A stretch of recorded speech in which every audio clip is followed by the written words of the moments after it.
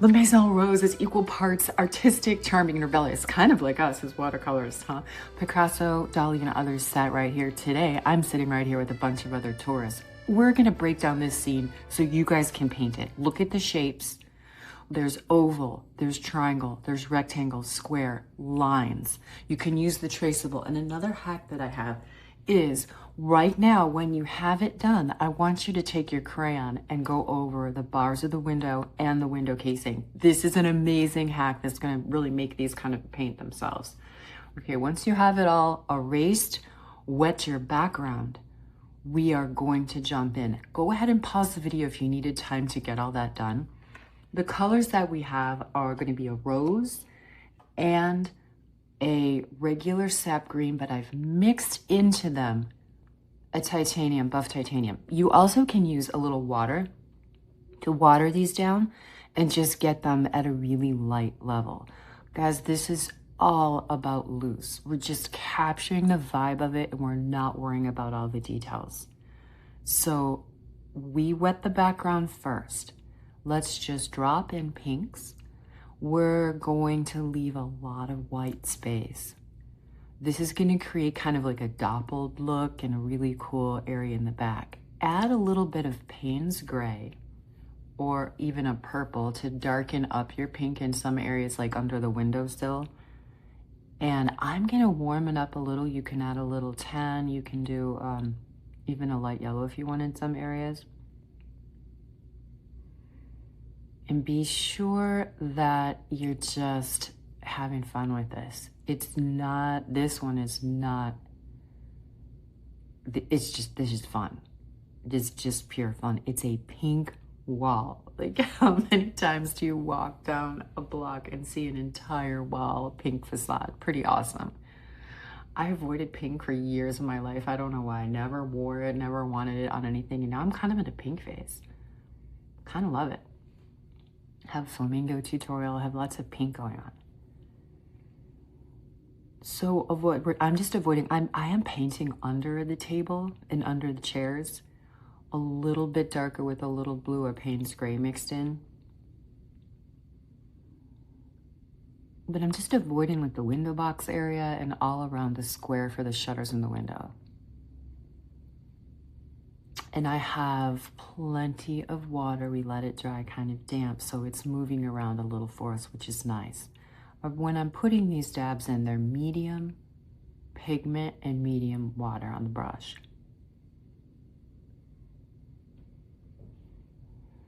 And then let's grab just a little bit of brown in a couple places and just rub it in, kind of give a little aged look to the walls, maybe like a little crack.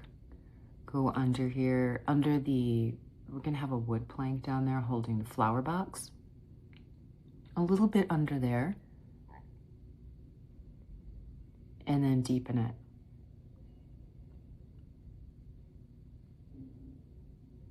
And then let's go ahead and get green. And I have, it's like a pea green what I have to start with. So just brush it over, and I'm gonna leave some white spaces in here as well. And we're just kind of giving it a little rustic shutter look. They have a Z coming down at La Maison Rose. You can design your shutters however you want. I'm just taking the side of my brush and dragging up a little bit, some of the color, and I'm leaving some white between.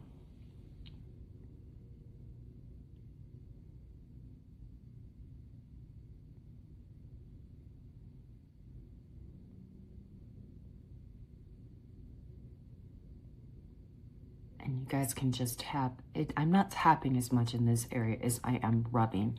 So just rub sideways, and we'll get a little darker green in some places as well.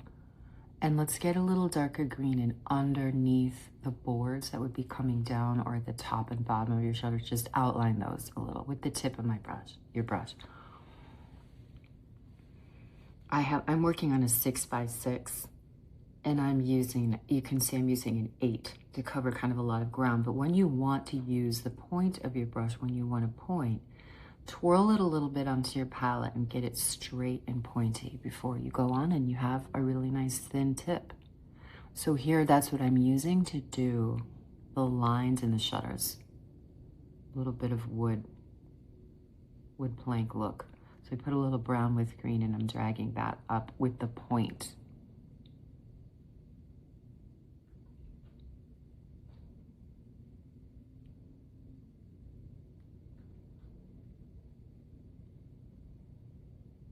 Okay, while we have the green on, let's go ahead and do that cool spotlight that's up at the top. A little circle for the back, line for the holder, and then the lampshade itself, like a triangle shape. And then a little circle underneath, like an oval, and then avoid the light bulb in the middle. Tap a little darker green to the bottom and the left side of it, just to give it a little bit of volume. And then let's do the table in the same color.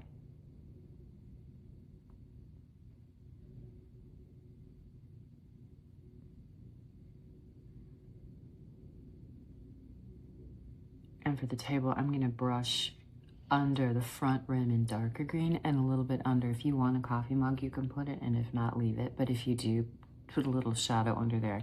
And then under the table, we have a little darker green for the metal.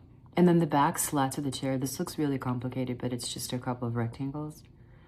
And then a couple of rectangles slatted coming forward. And that seat shape is like a diamond.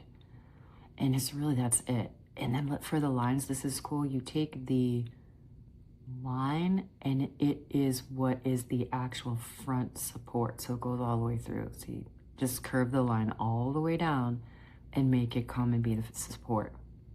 Then cross under the back, outline the edges, and then cross under the back here, and then the back here. That's it. And we'll add a little detail to that, but otherwise we just wanted to suggest it. It adds a lot to have the table and chair there, so don't let it put you off.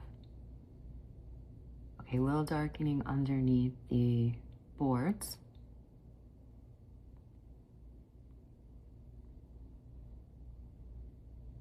And then let's put a little bit separating these shutters from the wall, so a little bit darker green on the edges of them as well. Okay, now the fun part.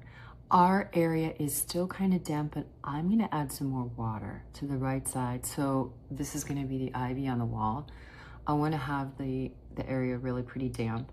I'm not stirring up too much of the pink that's underneath, but I just wanted make sure we had a base of damp there.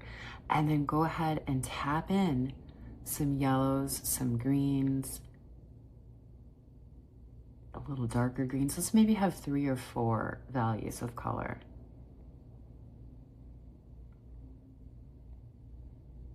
And this is just kind of simulating ivy. We'll put in a couple of separate ivy leaves as we go and in the next layer, but right now we're just getting in. You can dab, make little dots at the bottom, and we're just completely just hinting at it. Okay, the next thing we want to grab is a little bit of a yellow. It can be just kind of a warm yellow.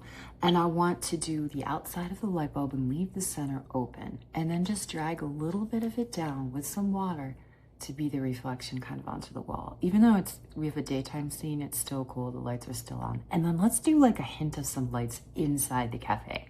So just a few round circles of the warmish light yellow. Okay, now grabbing a little brown, let's outline the let's kind of fill in the underneath of the window sash. And then we're gonna pick up our pink. Here we go, guys. We're just gonna do like 5 petal flowers, kind of geraniums. We don't know, I don't really know what these are.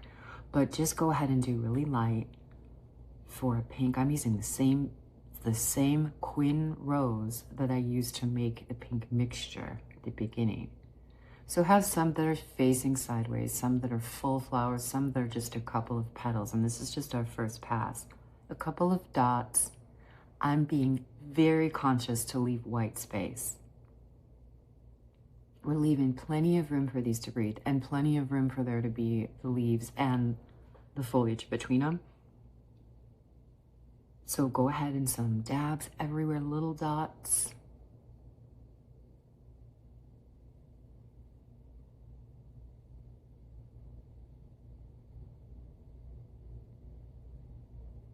And now grab green. I have my sap green, and it's okay that these are still wet. A couple places when I'm gonna touch them there, they'll blend together. That's actually fine. But I'm still leaving a lot of white space. So there's plenty of space for actual leaves. I'm not making these complicated. A couple of stems, maybe here and there.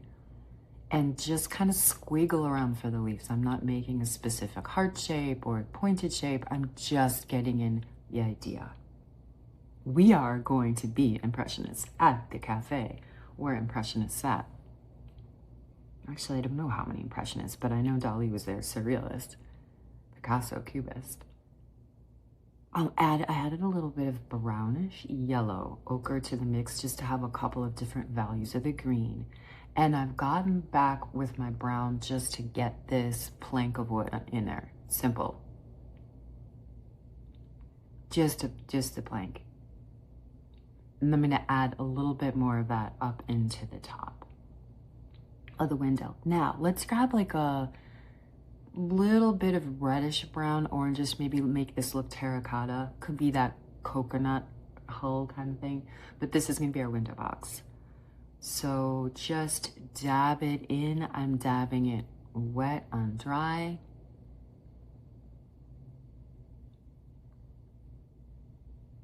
And then adding some over into the left side for maybe the shadow area, and then a little bit of a lime.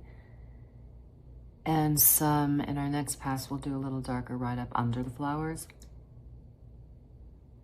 And if you chose to put the coffee mug, go ahead and choose. I'm gonna do blue, so it'll match the blue, a little bit of the blue and the number sign, the street sign on the left. Okay, fun part, let's get a darker concentrate of your green.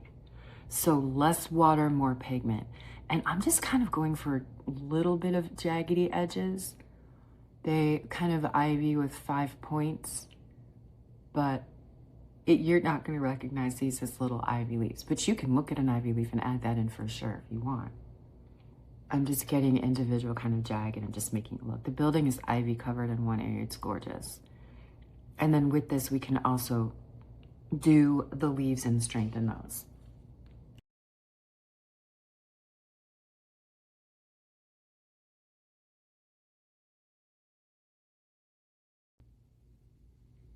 Okay, and grab your pink, your rose. You could even mix in a little bit of red with it. And we're going to add a second layer of color to these flowers to make them really pop out. Just kind of pick a side. I'm sort of picking the light coming from the top right of this scene. Some kind of shadowing at the bottom left. You can make some areas in here that are just pure dark, a pure dark spot. And this is just giving it an extra layer. Value. Okay, fun part. Are you guys ready? Watch the magic. Take a Payne's gray. You can mix in a little brown and maybe a little ultramarine blue. We're just getting the hint of the windows back here. Rub it in your area. Avoid your light dots. And then look what's going on. The paints are painting themselves. I love this. I love the crayon. It's just such a great thing. I don't have the patience for masking fluid sometimes, but I do have the patience to whip out a crayon. So look at that. And I kind of like how it's broken up a little bit because it's rubbing over the bumpy surface of the paper. I think that looks really cool. Guys, just drop in some darks. This is gonna dry and look really cool. We don't need it to be, we don't need hyper realistic reflections. Okay, last thing for our flowers. Let's do one more. Darken those. I got a really small brush and just added a few tiny details. I have a number 2 round brush here. And then I'm just really getting in a couple of last. So the rule of thumb is really to try to do a light, a medium, and dark for everything. Guys, my favorite part. You can get a paint marker, a gel pen, something white, and just dab in. I did for the light dots to really make those lights stand out. And I added a couple of places where I felt like I might just need some more white or highlights. You can do that at the end. It's my best friend when I've forgotten to leave enough white space. And I'm gonna make this a 2 because it's La Rue Abreuvoir number 2. So it's authentic to Maison Rose. How cute is this, guys? You can go back over your lines a little if you want. It's très joli.